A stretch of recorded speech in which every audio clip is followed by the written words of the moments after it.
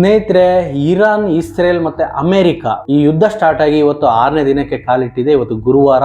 ಅದೇ ತರ ಇರಾನ್ನ ಒಂದು ನೌಕಾದಳ, ಅದರ ಹೆಸರು ಐರಿಸ್ ದೇನಾ ಅಂತ, ಅದು ನಮ್ಮ ಭಾರತದ ವಿಶಾಖಪಟ್ಟಣದಲ್ಲಿ ಒಂದು ಸಮರಾಭ್ಯಾಸಕ್ಕಂತ ಬಂದಿರುತ್ತೆ. ಅದು ಈ ಯುದ್ಧ ಏನ್ ಸ್ಟಾರ್ಟ್ ಆಗುತ್ತಲ್ಲ ಆ ಟೈಮಲ್ಲಿ ಅದು ಅಲ್ಲಿಂದ ಹೊರಡುತ್ತೆ. ನೌಕಾದಳ ಅಂದ್ರೆ ನಿಮ್ಗೆ ಗೊತ್ತಿರುತ್ತೆ, ಅದ್ರ ಮೇಲೆ 30ರಿಂದ 40 ವಿಮಾನಗಳು ಸಮರಾಭ್ಯಾಸ ನಡೆಸ್ತಾ ಇರ್ತಾರೆ. ಹಾಗೆ ಇದರಲ್ಲಿ 180 ಜನ ಇರ್ತಾರೆ ಅಂತಾನೆ ಹೇಳಲಾಗ್ತಿದೆ. ಈಗ ವಿಚಾರ ಏನಂತಂದ್ರೆ, ಇವಾಗ US ಸಬ್ಮೇರಿನ್ ಏನ್ ಮಾಡುತ್ತೆ ಅಂತಂದ್ರೆ, ಇದು 2ನೇ ಮಹಾಯುದ್ಧದಲ್ಲಿ ಈ ಸಬ್ಮೇರಿನ್ ಯೂಸ್ ಮಾಡಿತ್ತಂತ ಹೇಳಲಾಗ್ತಿದೆ ಅಮೆರಿಕ. ಇದೇನ್ ಮಾಡಿದೆ ಅಂದ್ರೆ, ಇರಾನ್ನ ಐರಿಸ್ ದೇನಾ ನೌಕಾದಳ ವಿಶಾಖಪಟ್ಟಣದಿಂದ ಹೊರಡುತ್ತೋ ನಮ್ಮ ಭಾರತದ ಶ್ರೀಲಂಕಾದ ಮಧ್ಯೆ 350 ಕಿಲೋಮೀಟರ್ ದೂರದಲ್ಲಿ ಹೋಗ್ತಾ ಇರಬೇಕಾದ್ರೆ ಈ ಸಬ್ಮೇರಿನಿಂದ ಇದನ್ನ ಉಡಿಸ್ ಮಾಡಲಾಗಿದೆ. ಈ ಸಬ್ಮೇರಿನ್ ಅಲ್ಲಿ ಅಣುವಸ್ತ್ರಗಳು ಇರ್ತವೆ, ಹಾಗೆ ಇವು ರಾಕೆಟ್ ಲಾಂಚರ್ ಕೂಡ ಇರುತ್ತೆ. ನೀರು ಒಳಗಡೆಯಿಂದ ಬಂದು ಹೊಡೆದಿದ್ದರಿಂದ ಇದರಲ್ಲಿ 84 ಜನ ಡೆತ್ ಆಗಿದ್ದಾರೆ. ಹಾಗೆ ಇನ್ನೊಂದು 61 ಜನ ಕಾಣೆಯಾಗಿದ್ದಾರೆ. 32 ಜನರನ್ನ ಶ್ರೀಲಂಕಾದ ಆರ್ಮಿ ಸೇವ್ ಮಾಡಿದೆ. ಯಾಕಂದ್ರೆ ಅವರ ನಿಯರ್ ಬೈ ಇದೆ, ಅಲ್ಲಿಂದ ಅಲ್ಲಿಗೆ ಒಂದು ಕಡಿಮೆ 100 ಕಿಲೋಮೀಟರ್ ಅಂಡರ್ ಅಲ್ಲಿ ಇದೆ. ಹಂಗಾಗಿ ಹೋಗಿ ಅವ್ರನ್ನ ಸೇವ್ ಮಾಡಿ ಅವ್ರನ್ನ ಹಾಸ್ಪಿಟ್ಲಿಗೆ ಇದು ಮಾಡಿದ್ರೆ. ಯುದ್ಧ ಯಾರಿಗೂ ಒಳ್ಳೇದಲ್ಲ. ಇವಾಗೇನು ನಾನು ವಿಡಿಯೋ ಮಾಡ್ತಾ ಇದ್ದೀನಿ, ಈ ಮೊಬೈಲ್ ಕೂಡ ಒಂದು ಕಂಟೈನರ್ ಅಲ್ಲಿ ನಮ್ಮ ಇಂಡಿಯಾಕ್ಕೆ ಬರ್ಬೇಕು. ಅಲ್ಲಿಂದ ಇಲ್ಲಿಗೆ ಬರ್ಬೇಕಂದ್ರೆ ಅವರು ಹಡಗು ಮುಖಾಂತರ, ವಿಮಾನದ ಮುಖಾಂತರ ಬರಬೇಕು. ಯಾವುದಕ್ಕೆ ಆಗಲಿ ಫ್ಯೂಲ್ ಖರ್ಚಾಗೇ ಆಗುತ್ತೆ. ಅದೇ ತರ ಇರಾನ್ನು ಹಾರ್ಮುಜ್ ಜಲಸಂಧಿಯನ್ನು ಕ್ಲೋಸ್ ಮಾಡಿದೆ. ಪ್ರಪಂಚದ 20ರಿಂದ 22% ಇಲ್ಲಿಂದನೇ ಪೆಟ್ರೋಲಿಯಂ ಉತ್ಪನ್ನಗಳು ಹಡಗು ಮುಖಾಂತರ ಬೇರೆ ಬೇರೆ ದೇಶಗಳಿಗೆ ಹೋಗ್ಬೇಕಾಗಿರುತ್ತೆ. ಅದೇ ರೀತಿ ಇದು 33 ಕಿಲೋಮೀಟರ್ ಡಿಸ್ಟೆನ್ಸ್ ಇದೆ, ಇಲ್ಲಿಂದನೇ ಹೋಗ್ಬೇಕು. ಯಾಕಂದ್ರೆ ದುಬೈಯಲ್ಲಿ ಏನ್ ಪ್ರೊಡಕ್ಷನ್ ಆದ್ರೂ ಅಲ್ಲೆಲ್ಲ ಇಲ್ಲಿಂದನೇ ಇದು ಮಾಡ್ಬೇಕು. ನಾವ್ ಏನೇ ಯೂಸ್ ಮಾಡಿದ್ರು ನಮ್ಮ ಮನೆಗೂ ಕೂಡ ಇದು ಹೊರ್ತಾ ಬೀಳುತ್ತೆ. ನಮ್ಗೇನ್ ಸಂಬಂಧ, ಇಷ್ಟು ದೂರದಲ್ಲಿದ್ದೀವಿ, ನಾವೇನು ಯುದ್ಧ ಮಾಡ್ತಿಲ್ಲಲ್ಲ ಅಂದ್ರೂ ದುಬೈನಲ್ಲಿ, ಅಬಿದಬಿಯಲ್ಲಿ ಅಲ್ಲೇನ್ ಗ್ಯಾಸ್ ಉತ್ಪನ್ನಗಳೇನಿದೆ, ನಾವು ಅಡಿಗೆ ಏನಿಲ್ಲ, ಇದು ಕೂಡ ದುಬಾರಿ ಆಗೋ ಸಾಧ್ಯತೆ ಇದೆ. ಹೀಗೆ ಯುದ್ಧ ಮುಂದುವರೆದ್ರೆ ಪೆಟ್ರೋಲ್ ರೇಟ್ ಕೂಡ ಜಾಸ್ತಿ ಆಗುತ್ತದೆ. ಇವಾಗ ನಮಗೆ ಇಂಡಿಯಾದಲ್ಲಿ 75 ದಿನಗಳಿಗೆ ಸಾಕಾಗುವಷ್ಟು ಪೆಟ್ರೋಲಿಯಂ ಉತ್ಪನ್ನ ನಮ್ಮ ಹತ್ರ ಇದೆ, ಸ್ಟಾಕ್ ಮಾಡ್ಕೊಂಡಿದ್ದಾರೆ. ಇರೋದು ಮಂಗಳೂರು, ವೈಜಾಗ್ ಮತ್ತು ಗುಜರಾತ್ ಅಲ್ಲಿ ಸ್ಟಾಕಿಂಗ್ ಇದೆ. ಅದು ಬಿಟ್ರೆ ಗ್ಯಾಸ್ ಅನ್ನು ಸ್ಟಾಕ್ ಆಗಿ ಇಟ್ಕೊಳ್ಳೋದಕ್ಕೆ ನಮ್ಮ ಹತ್ರ ಪ್ಲೇಸ್ ಕಡಿಮೆ ಇದೆ. ಹಾಗಾಗಿ ಇದು ಹೊರ್ತಾ ಬೀಳ್ಬೋದು ಅನ್ಸುತ್ತೆ. ಇವಾಗ ಡೈರೆಕ್ಟ್ ಚೀನಾ ಇವತ್ತು ಎಂಟ್ರಿ ಆಗಿದೆ, ಯುದ್ಧದಲ್ಲಿ ಎಂಟ್ರಿ ಆಗಿದೆ ಅಂದ್ರೆ ಕಂಡೆಮ್ ಮಾಡಿದೆ. ಆಲ್ಮೋಸ್ಟ್ ಹಳೆ ಸ್ನೇಹಿತರು ಇವರು, ಚೀನಾ ಮತ್ತೆ ಇರಾನ್. ಇವರು ಎಲ್ಲ ಯುದ್ಧದ ಮೆಟೀರಿಯಲ್, ಮಿಸೈಲ್ಗಳು ಎಲ್ಲ ಇರಾನ್ ಅವರು ಕೊಂಡ್ಕೊಂಡಿದ್ದಾರೆ ಚೀನಾ ಹತ್ರ. ಅವರಿಗೆ ಬಿಸ್ನೆಸ್ ಆಗಿ ಕೊಂಡ್ಕೊಂಡಿದ್ದಾರೆ. ಇವತ್ತು ಕಂಡೆಮ್ ಮಾಡಿದೆ. ಯಾಕಂತಂದ್ರೆ ಈ ಏನು ಹಾರ್ಮುಜ್ ಜಲಸಂಧಿಯನ್ನು ಕ್ಲೋಸ್ ಮಾಡಿದೆಯಲ್ಲ, ಅದಕ್ಕೋಸ್ಕರ ಚೀನಾ ಕಂಡೆಮ್ ಮಾಡಿದೆ. ನೀವು ಯುದ್ಧ ಮಾಡೋದ್ರಿಂದ ನಮ್ಮ ಎಕನಾಮಿಕ್ಗೆಲ್ಲ ಹೊಡ್ತಾ ಬೀಳ್ತಿದೆ ಅಂತೇಳಿ ರಷ್ಯಾ ಕಂಡೆಮ್ ಮಾಡಿದೆ. ಚೀನಾ ಇವತ್ತು ಡೈರೆಕ್ಟ್ ಆಗಿ ಎಂಟ್ರಿ ಆಗಿದೆ. ಇದು ಸರಿ ಇಲ್ಲ ಅಂತ ಹೇಳ್ತಾ ಇದೆ. ಈ ವಾರಿಂದ ಪ್ರಪಂಚದಾದ್ಯಂತ ಆರ್ಥಿಕವಾಗಿ ನಷ್ಟವಾಗುತ್ತೆ ಅನ್ನೋ ಉದ್ದೇಶದಿಂದ ಚೀನಾ ಈ ಮಾತನ್ನು ಹೇಳಿದೆ. ಇವಾಗ ಚೀನಾ ಎಂಟ್ರಿ ಕೊಟ್ಟಿರೋದ್ರಿಂದ ಏನನ್ನ 3rd ವಾರ್ ಸ್ಟಾರ್ಟ್ ಆಗ್ಬೋದು ಅನ್ನೋ ಒಂದು ಮುನ್ಸೂಚನೆ ಸಿಕ್ಕಿದೆ.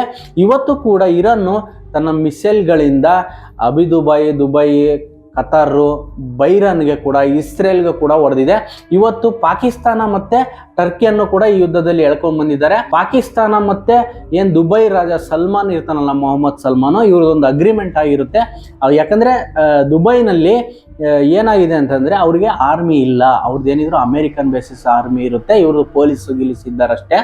ಇವರು ನಮ್ಮ ದೇಶಕ್ಕೆ ಏನಾದರೂ ಆದರೆ ನೀವು ನಮಗೆ ಸಪೋರ್ಟ್ ಬರಬೇಕು, ನಿಮ್ಮ ದೇಶಕ್ಕೆ ಏನಾದರೂ ಆದರೆ ನಾವು ನಿಮಗೆ ಸಪೋರ್ಟ್ ಬರ್ತೀವಿ ಅಂತ ಹೇಳಿರ್ತಾರೆ. ಬಟ್ ಯಾರು ಇಲ್ಲಿವರೆಗೂ ಸಪೋರ್ಟ್ ಮಾಡ್ಕೊಂಡಿಲ್ಲ. ಆದರೆ ಒಂದು ವಾರ್ನಿಂಗ್ ಮಾಡುತ್ತೆ ಇರಾನ್ಗೆ, ದುಬೈನ ಮುಟ್ಬೇಡಿ. ಬಟ್ ಇರಾನ್ ಇದೇ ವಿಚಾರವಾಗಿ ಹಿಡ್ಕೊಂಡು ಇವತ್ತು ದುಬೈಗೆ ಹೆಚ್ಚಾಗಿ ಮಿಸೈಲ್ಗಳನ್ನು ಹೊಡೆದಿದೆ. ಅದೇ ರೀತಿ ಅಮೆರಿಕಕ್ಕೆ ಈ ಯುದ್ಧದಿಂದ ಡೈಲಿ 630 ಮಿಲಿಯನ್ ಅಷ್ಟು ವೆಚ್ಚ ಆಗ್ತಿದೆ ಅಂತ ಹೇಳಲಾಗ್ತಿದೆ.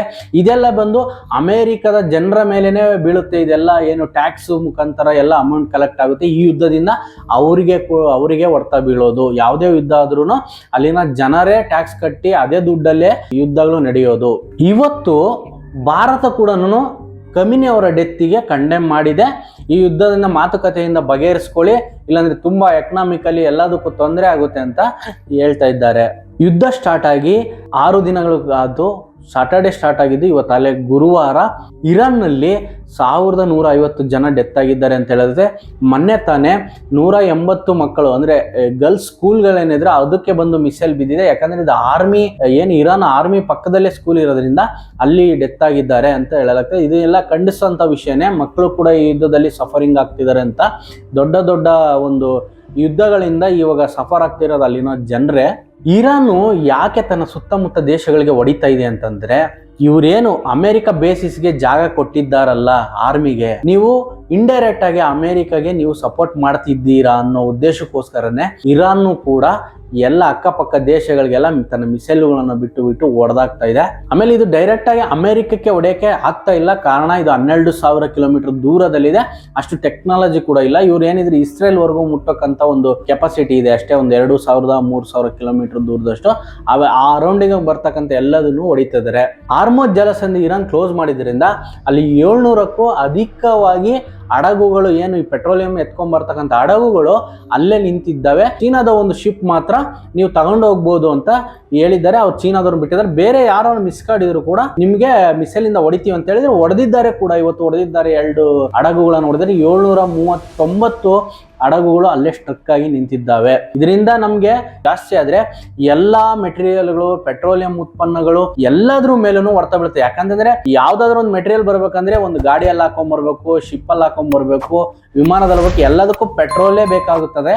ಆದ್ರಿಂದ ಅದು ರೇಟ್ ಆದಷ್ಟು ಎಲ್ಲಾ ಮೆಟೀರಿಯಲ್ಗಳು ಜಾಸ್ತಿ ಆಗುತ್ತೆ. ನಾವು ತಿನ್ನೋಂಥ ಊಟ ಇಂದ ಹಿಡಿದು ಎಲ್ಲದೂ ಜಾಸ್ತಿ ಆಗುತ್ತೆ. ಇದರ ಜೊತೆಗೆ ರಷ್ಯಾ ಏನಾದ್ರು ಕೈ ಜೋಡಿಸಿದ್ರೆ 3ನೇ ಯುದ್ಧ ಕನ್ಫರ್ಮ್ ಆಗುತ್ತೆ. ಹಾಗೆ ಈಗ ರಷ್ಯಾ ಮತ್ತು ಉಕ್ರೇನ್ ನಡುವೆ 4 ವರ್ಷದಿಂದ ಯುದ್ಧ ನಡೀತಾನೆ ಇದೆ. ಆದ್ರೆ ಇವರು ನಾರ್ಮಲ್ ಆಗಿ ಹೊಡಿತಿದ್ದಾರೆ ರಷ್ಯಾದವರು. ಯಾವುದೇ ಒಂದು ದೊಡ್ಡ ಒಂದು ಅಣುಬಾಂಬ್ ರೀತಿ ಹೋಗಿ ತಗೊಂಡೋಗ್ತಿಲ್ಲ, ಬರೀ ಮಿಸೈಲ್ ಗಳನ್ನ ಹೊಡಿತಿದ್ದಾರೆ. ಯಾಕಂತಂದ್ರೆ ಉಕ್ರೇನು ಅಮೆರಿಕದ ನ್ಯಾಟೋ ದೇಶಗಳಿಗೆ ಸೇರ್ಪಡೆ ಆಗುತ್ತೆ ಅನ್ನೋ ಉದ್ದೇಶಕ್ಕೋಸ್ಕರ ರಷ್ಯಾದ ಪಕ್ಕದಲ್ಲಿ ನ್ಯಾಟೋ ದೇಶದ ಒಬ್ಬ ಪರ್ಸನ್ ಇರಬಾರ್ದು ಅಂತೇಳಿ ಅಡ್ವಾನ್ಸ್ ಅಲ್ಲಿ ಅವ್ರು ಹೊಡೆಯಕ್ಕೆ ಸ್ಟಾರ್ಟ್ ಮಾಡಿದ್ದಾರೆ. ಇನ್ನೂ ಹೊಡಿತಾನೆ ಇದ್ದಾರೆ. ಕಳೆದ 4 ವರ್ಷದಿಂದ ಹೊಡಿತಾನೆ ಇದ್ದಾರೆ. ಪುಟಿನ್ ಅವರು ಯಾರ ಮಾತು ಕೇಳಲ್ಲ.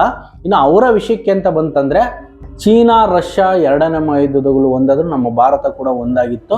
ಅವರ ಜೊತೆಗೆ ಇದ್ವಿ. 2ನೇ ಮಹಾಯುದ್ಧದಲ್ಲಿ ನಾವು ಚೀನಾ ರಷ್ಯಾ ಸಪೋರ್ಟೇ ಇದ್ದಿದ್ವಿ ನಾವು. ಆಯತ್ ಅಲಿ ಖಮೀನಿ ಅವರು ಡೆತ್ ಆದ್ಮೇಲೆ ಅವರ 2ನೇ ಮಗ ಮೋಸ್ತಾಬಾ ಖಮೀನಿ ಅವರು ಈಗ ಸುಪ್ರೀಂ ಲೀಡರ್ ಆಗಿ ಘೋಷಣೆ ಆಗಿದ್ದಾರೆ ಇವತ್ತು. ಇನ್ನು ಇವರು ಏನೇನು ಡಿಸಿಷನ್ ತಗೊಂತಾರೋ ಗೊತ್ತಿಲ್ಲ. ಇವರ IRGC ಸಂಬಂಧ, ಇವರ ಸಂಬಂಧ ತುಂಬಾ ಗುಟ್ಟಾಗಿದೆ. ಇವ್ರ ಅಪ್ಪ ಇದ್ದಾಗೇನೆ ಇವರು ರಾಜಕೀಯಕ್ಕೆ ಎಂಟ್ರಿ ಆಗಿರ್ತಾರೆ. ಇವರೆಲ್ಲ ಆಡಳಿತದಲ್ಲೂ ತನ್ನ ಪ್ರಬಲವನ್ನು ಹೊಂದಿದ್ದಾರೆ. IRGC ಅಂತಂದ್ರೆ ಇಲ್ಲಿ ಸಪ್ರೇಟ್ ಖಮೀನಿಯ ಒಂದು ಆರ್ಮಿ ಅಂತ ಹೇಳ್ಬೋದು. ಇದರಲ್ಲಿ 1,70,000 ಜನ ಇರ್ತಾರೆ. ಇವರೇನು ಆರ್ಮಿ ತರನೇ ವರ್ಕ್ ಮಾಡ್ತಾರೆ. ಈಗ ಅಲ್ಲಿ ಈ ಯುದ್ಧ ಹೀಗೆ ಕಂಟಿನ್ಯೂ ಆಗ್ತಾ ಇದ್ರೆ ಇದು ಪ್ರಪಂಚಾದ್ಯಂತ ಎಕನಾಮಿಕಲಿ, ಆರ್ಥಿಕವಾಗಿ ಹೊಡೆತ ಬೀಳುತ್ತೆ. ಹಾಗೆ ಅವ್ರ ಹತ್ರನೂ ಮಿಸೈಲ್ಗಳು ಎಲ್ಲ ಖಾಲಿ ಆಗ್ತಾ ಇದಾವೆ. ಇರಾನು ಸದ್ಯಕ್ಕೆ ಮಿಸೈಲ್ ಮಾತ್ರ ಹಿಡ್ಕೊಂಡು ಯುದ್ಧನ ಮಾಡ್ತಾ ಇದೆ. ಅಲ್ಲಿದ್ದ 15 ದೇಶಗಳಿಗೂ ಟಾರ್ಗೆಟ್ ಮಾಡಿ ಮಿಸೈಲ್ ಇಂದ ಹೊಡಿತಾನೆ ಇದೆ. ಎಲ್ಲೆಲ್ಲಿ ಅಮೆರಿಕದ ಒಂದು ಬೇಸಸ್ ಇರುತ್ತೋ ಎಲ್ಲ ಬೇಸಸ್ ಮೇಲೆ ಕೂಡ ಇರಾನು ಅಟ್ಯಾಕ್ ಮಾಡಿ, ಈ ಯುದ್ಧ ಇದೇ ರೀತಿ ಕಂಟಿನ್ಯೂಸ್ ಆದ್ರೆ ಪ್ರಪಂಚದಲ್ಲಿ ಆರ್ಥಿಕವಾಗಿ ಎಲ್ಲದೂ ನಷ್ಟ ಆಗುತ್ತೆ. ಅಲ್ಲಿರೋ ಜನರ ಮೇಲೆ ಇದೆಲ್ಲ ಒತ್ತಡ ಬೀಳುತ್ತೆ. ಅದೇ ರೀತಿ ಇರಾನ್ ಅನ್ನ ಮುಗಿಸುವ ಚಿಂತೆಯಲ್ಲಿದ್ದಾರೆ. ಈಗ ಆಲ್ಮೋಸ್ಟ್ ಖಮೀನಿ ಮಾತು ಕೇಳ್ತಾರಲ್ಲ, ಅವ್ನು ಡೆತ್ ಆಗಿದ್ದಾನೆ. ಅಲ್ಲಿರೋ ಜನರು ಏನ್ ಮಾಡಿದ್ದಾರೆ ಅದನ್ನ ನೋಡ್ಬಿಟ್ಟು ಇವಾಗ 170 ಮಕ್ಕಳು ಏನ್ ಡೆತ್ ಆದ್ರಲ್ಲ, ಇದಕ್ಕೆಲ್ಲ ನಾವು ಕರುಣೆ ತೋರಿಸ್ಲಿಲ್ಲ ಅಂದ್ರೆ ನಾವು ಮನುಷ್ಯ ಜಾತಿಯಲ್ಲಿ ಹುಟ್ಟಿರೋದೇ ವೇಸ್ಟ್ ಅಂತ ಹೇಳ್ಬೋದು. ಯಾಕಂತಂದ್ರೆ ಅಮಾಯಕರು ಇನ್ನೂ ಬಾಳಿ ಬದುಕಬೇಕಾದಂಥವ್ರು ಇಷ್ಟು ಜನ ಸತ್ತೋಗಿದ್ದಾರೆ. ಹಾಗೆ ಇಸ್ರೇಲ್ ಕೂಡ ಅಲ್ಲಿ ಗಾಜಾದಲ್ಲಿ ಸುಮಾರು 70,000 ಮಕ್ಕಳನ್ನು ಕೂಡ ಹೊಡೆದಾಕಿದೆ. ಅವರು ಹುಟ್ಟಿ ಬೆಳೆದಬೇಕಾದಂಥ ಮುಂದೆ ಭವಿಷ್ಯ ಇರ್ತಕ್ಕಂಥ ಜನರು ಇವರು ತಮ್ಮ ಒಂದು ಬಿಸ್ನೆಸ್ ಡೀಲಿಂದ ಈ ಯುದ್ಧಗಳು ಸ್ಟಾರ್ಟ್ ಆದ. ಕೊರೋನಾ ಆದ್ಮೇಲಂತೂ ಹೆವಿ ಯುದ್ಧಗಳು ನಡೀತಾ ಇದೆ. ಯಾವ ಕಡೆ ನೋಡಿದ್ರು ಯುದ್ಧಗಳೇ. ಮೊದಲೆಲ್ಲ ಸ್ವಲ್ಪ ಪೀಸ್ ಆಫ್ ಮೈಂಡಲ್ಲಿ ಇದ್ರು. ಅಲ್ಲ ಆಗ್ತಿತ್ತು, ಇಲ್ಲ ಆಗ್ತಿತ್ತು ಯುದ್ಧ ಅಂತ ನೋಡ್ತಾ ಇದ್ವಿ. ಇವಾಗ ಹಂಗಲ್ಲ, ನಮ್ಮ ಕಣ್ಣ ಮುಂದೆನೇ ಯುದ್ಧಗಳು ನಡೀತಿದೆ. ಹೀಗೆ ಮುಂದುವರೆದ್ರೆ ಎಲ್ಲರಿಗೂ ಪ್ರಾಬ್ಲಮ್ ಆಗುತ್ತೆ. ನೆಕ್ಸ್ಟ್ ವಿಡಿಯೋದಲ್ಲಿ ಸಿಗ್ತೀನಿ. ನಮಸ್ಕಾರ.